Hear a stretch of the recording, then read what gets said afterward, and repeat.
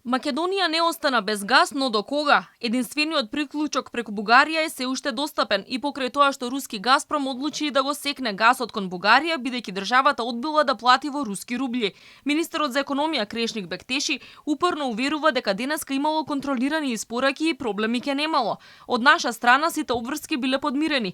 Бугарија не смеела да го прекине транзитот на руски газ преку нејзина територија, бидејќи цевководите не се во нејзина сопственост. Доколку го стори тоа, државата ќе се соочи со тужби. Следната недела на состанок во Софија, регионалните министри за економија ќе ги презентираат потребите на секоја држава за континуирано да продолжи снабдувањето. Бектеши уверува дека алтернативи за снабдување со газ има, но не прецизира колку тој ќе биде поскап.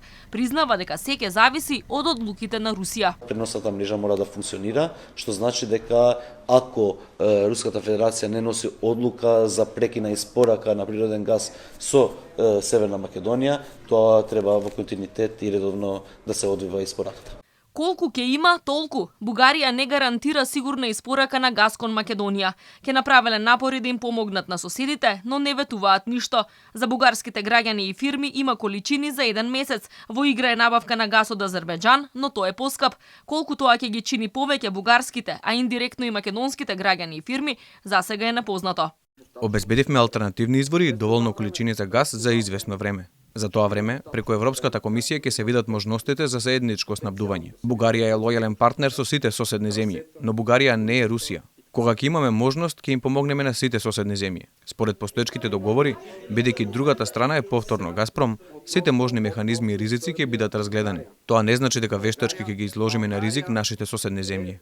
Трговците со газ имаат однапред склучени договори за набавка на руски газ. Тврдат дека трошоците им се однапред подмирени. Според Константин Димитров од Мацев, ако македонските компании најдат начин преку разни канали да продолжат да го плаќаат гасот во руски рубли, снабдувањето ќе биде непрекинато. Во спротивно, проблеми ќе има. Зависи од нашите компании како ќе решат.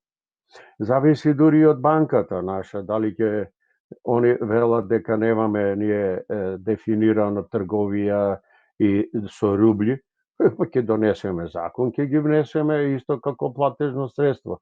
Или ќе бидат принудени нашите преку да некои услужни facilitators, некој ќе виде некоја кинеска банка, преку нејзе ќе одат, ќе платат уште 10-15% провизија и ќе купуваат од таму. Министерот Бектеши им порача на компаниите дека може да работат на алтернативни горива, но не прецизираше колку тоа поскапо ќе ги чини.